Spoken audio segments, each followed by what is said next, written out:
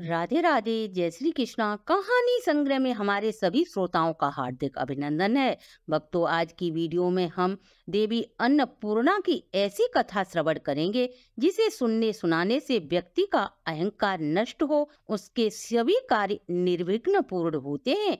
आइए कथा श्रवण करें। इससे पूर्व यदि आप हमारे चैनल पर नए हैं तो सब्सक्राइब करें, वीडियो को शेयर एंड लाइक अवश्य करें। संपूर्ण जानकारी के लिए वीडियो को अंत तक जरूर देखें। पुराणों की इस कथा के अनुसार ऋषियों में श्रेष्ठ अगस्त्य ऋषि भगवान शिव के परम भक्त थे। एक बार माता पार्वती, इन्हीं का एक स्वरूप अन्नपूर्णा यानी कि अन्न की देवी भी है, यह अन्नपूर्णा देवी के नाम से भी जानी जाती हैं। एक बार वे भगवान शिव से निवेदन करती हैं, हे प्रभु, मेरी इच्छा है, मैं अन्नपूर्णा देवी हूँ, अतः मुझे संसार के सभी ऋषि मुनि साधु महात्माओं को आमंत्रित कर उन्हें भोजन कराना चाहिए। अतः आप सभी साधु संतों को आमंत्रित करें। माता अन्नपूर्णा के कहने पर महादेव सभी प्रतिष्ठित साधु महात्माओं को आमंत्रित करते हैं। भगवान शिव के आमंत्रित करने पर सभी ऋषि मुनि साधु सन्यासी भोजन के लिए वहां उपस्थित हो जाते हैं। माता पार्वती अनेकों प्रकार के व्यंजनों को भरपूर मात्रा में बनाती हैं, जिन्हें खाकर साधु संत तृप्त हो जाते हैं। परंतु माता पार्वती द्वारा बनाए गए स्वादिष्ट व्यंजन खत्म न हुए। तब माता पार्वती भगवान शिव से बोली, प्रभु, आपने यहाँ किस प्रकार के संतों को आमंत्रित किया है? ये सभी अल्पाहारी हैं। मेरे द्वारा बनाया गया भोजन आधा भी समाप्त नहीं हुआ। आप ऐसे महात्माओं को लेकर आइए जो अधिक मात्रा में भोजन ग्रहण करता हो। तब भगवान शिव माता पार्वती को समझाते हुए बोले, हे देवी, तुम स्वयं अन्न की देवी हो। क्या संसार में कोई ऐसा संत होगा जो आपके अन्न को खत्म कर सके? माता पार्वती को अपनी अन्न की देवी होने पर अभिमान हो गया है। यह बात महादेव से छुपी नहीं थी। अतः माता महादेव जी से पुनः बोली, मैं अभी संतों को भोजन कराने से तृप्त नहीं हुई हूँ, अतः मैं दोबारा ब्रह्म भोज कराना चाहती हूँ। इस बार आप ऐसे महात्माओं को आमंत्रित करें जो ज्यादा भोजन करता हो। भगवान शिव मन में सोचने लगे, अब तो देवी का अभिमान चूर करना ही होगा। अतः भगवान शिव अपने परम भक्त अगस्त्य ऋषि के पास सीधे पहुंचे और बोले, आप मेरा अतिथि सत्कार करें। मेरी भार्या ने अनेकों प्रकार के व्यंजन तैयार करे हैं, आप उन्हें भरपेट खाएं।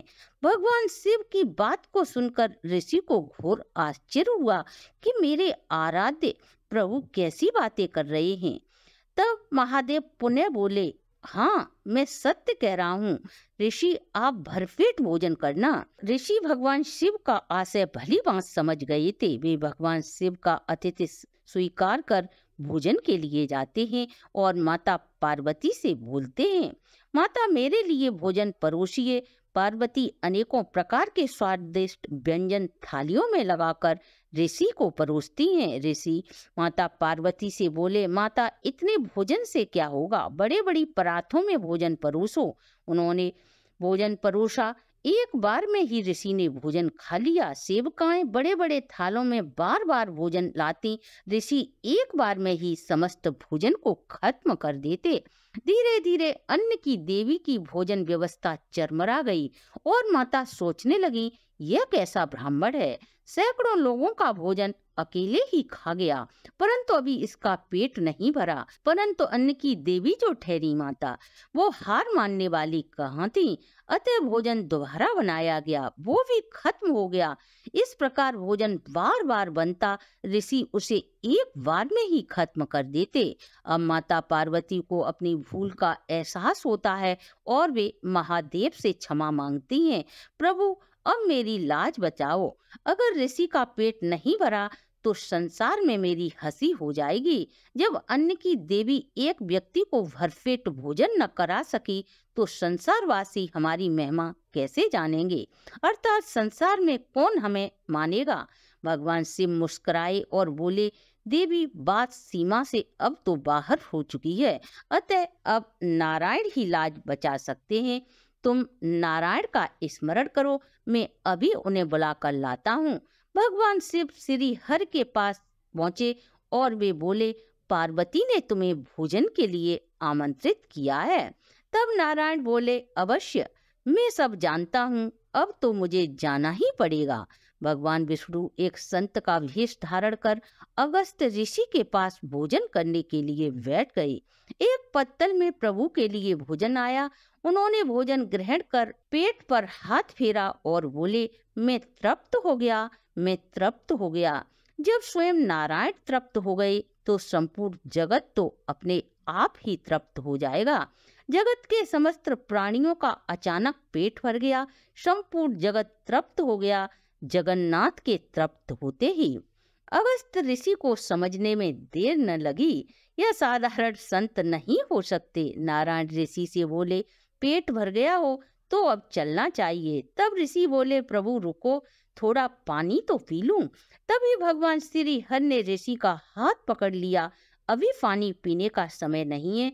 द्वापर के अंत में जब मैं गोवर्धन लीला करूंगा तब मैं आपको भरपेट पानी पिलाऊंगा। चलो अब पार्वती का पीछा छोड़ो। इस प्रकार श्री हरि ने प्रकट हो माता अन्नपूर्णा की लाज बचाई। जब द्वापर में भगवान श्री कृष्ण का प्रादुर्भाव होता है और वे ब्रज में देवराज इंद्र की पूजा करते ब्रजवासियों को देखते हैं, तो वे ब्रजवासियों को देवराज इंद्र की पूजा न करके समस्त ब्रजवासियों की जीविका का साधन गोवर्धन पर्वत की पूजा करने के लिए कहते हैं। सभी ब्रजवासी कृष्ण के कहना मानकर गोवर्धन महोत्सव की तैयारी करते हैं, जिससे देवराज इंद्र कुपित हो मूसलाधार बारिश कर सभी ब्रज को तहस नहस कर देते हैं। तब भगवान कृष्ण सभी ब्रजवासियों की रक्षा हेतु गोवर्धन पर्वत को धारण करते हैं और ऋषि अगस्त का आवाहन करते हैं। भगवान द्वारा आवाहन करने पर ऋषि तुरंत प्रकट हो जाते हैं। तब भगवान कृष्ण उनको ब्रज के समस्त जल को पीने के लिए कहते हैं, ताकि ब्रजवासी अपनी जीविका पुनः शीघ्र ही संचालन कर सकें। भगवान कृष्ण की आज्ञा पाते ही ऋषि समस्त जल को एक घूंट में ही पी जाते हैं। अगस्त ऋषि ऐसे ऋषि थे जो समस्त समुद्र के जल को एक बार में ही खत्म करने की सामर्थ्य रखते थे। तो भक्तों, हमें इस कहानी से यह सीख मिलती है कि अहंकार देव हो या मनुष्य, सभी के सद्गुणों को नष्ट कर देता है और अंत में हमारे पतन का कारण बनता है। अतः अहंकार से सदैव दूर रहना चाहिए। तो भक्तों, कैसी लगी हमारी प्रस्तुति, कमेंट अवश्य करें। अगर आपको हमारी प्रस्तुति अच्छी लगी हो तो आप हमारे चैनल को लाइक, सब्सक्राइब और शेयर अवश्य करें।